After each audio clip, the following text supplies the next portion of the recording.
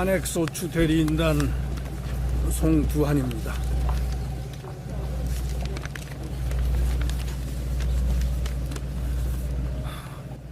여러분, 정말 오랫동안 참고 기다려 오셨습니다. 오늘 조금 전에 대통령 윤석열을 대통령직에서 파면하는 결정이 선고되었습니다.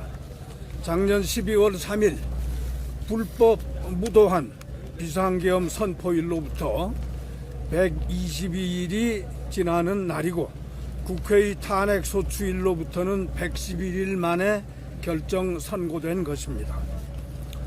우리는 이 탄핵 심판 사건의 결론이 이렇게 늦게 나오리라고는 생각하지 못했습니다. 사실관계 그리고 위헌 위법성이 단순 명백하고, 따라서 파면 결정은 지극히 당연하고 불가피하다고 모두 확신했습니다. 애당초 비상계엄 자체가 헌법 법률이 정한 실체적 절차적 요건을 전혀 갖추지 못했을 뿐만 아니라 국회, 선관위 등 헌법기관의 권능을 함부로 침탈하고자 무단 난입, 요인 체포 시도 등 위헌 위법한 만행을 저지르는 그 현장 상황을 우리 온 국민이 실시간 영상으로 목도하고 또 생생한 증언이 이어졌기 때문입니다. 그런데도 이 사건 결론이 이렇게까지 늦어지다 보니 온갖 억측이 난무하기 시작했고, 그 결과 모든 국민이 불안과 두려움에 시달려왔던 것이 사실입니다. 그러던 중 드디어 오늘 헌법재판소의 결정을 확인했습니다. 오늘 비록 너무 늦긴 했으나 이제라도 파면 결정이 나온 것은 최악의 상황을 피했다는 의미에서 크게 다행이라고 생각하고, 그래서 오늘은 모든 국민이 함께 기뻐하며 서로를 축하해도 좋겠다고 생각합니다.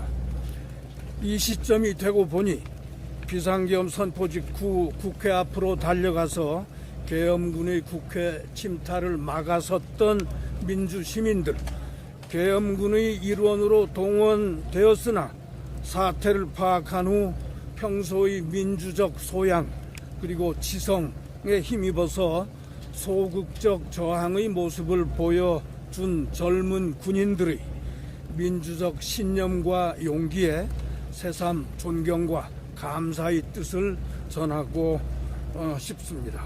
그리고 돌연한 사태를 맞이해서 즉각 신중하면서도 신속하게 비상계엄 해제 요구 결의를 한 국회 및 관계자 여러분, 탄핵 심판 절차가 진행되는 동안 초미의 관심 속에서도 인내심을 가지며 결론을 기다려 주신 모든 분들께 깊은 감사의 마음을 전합니다. 오늘의 파면 결정은 온 국민의 민주주의와 민주헌정 질서에 대한 의지와 열정을 헌법의 이름으로 공인하는 것이었습니다. 따라서 오늘은 온 국민의 승리, 우리 민주헌정 승리의 날이라고 부르고 싶습니다. 그런데 우리는 불과 얼마 전에 영남 지역 여러 곳에서 대규모의 산불 참사가 일어났던 기억이 아직도 생생합니다. 이 기회에 산불 참사의 모든 피해자분들께 깊은 위로의 말씀을 전하고자 합니다만, 우리는 그때 얻은 교훈을 다시 한번 생각하게 됩니다. 산불이 발생했을 때 1차적으로는 주불의 진화가 최우선으로 중요한데, 그 다음 단계로는 잔불의 진화, 잔불의 철저한 정리가 못지않게 중요합니다. 그와 마찬가지로 일련의 내란 행위에 대하여는 내란의 우두머리에 대한 1차적인 대응 조치, 즉 탄핵 파면 조치가 최우선으로 필요하겠으나, 그에 못지않게 잔불 진화, 잔불 정리에 해당하는 일련의 후속 조치들을 철저하게 이행하는 것이 매우 중요합니다. 그래야만 오늘의 이 계엄 탄핵 사태를 우리 민주 헌정 질서를 더 탄탄하게 만드는 계기로 삼을 수 있습니다.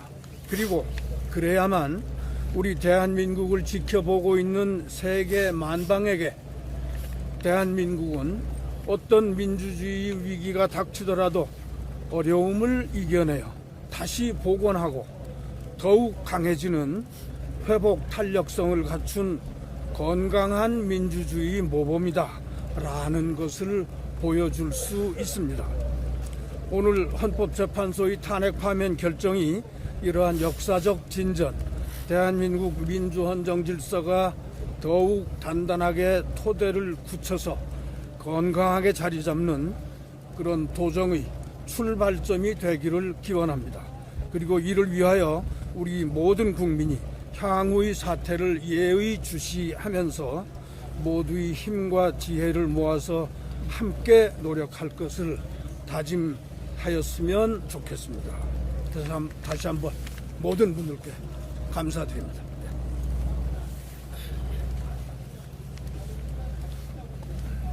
이광범입니다. 조금 전 우리는 피청구인이 대통령직에서 파면되는 장면을 지켜보았습니다.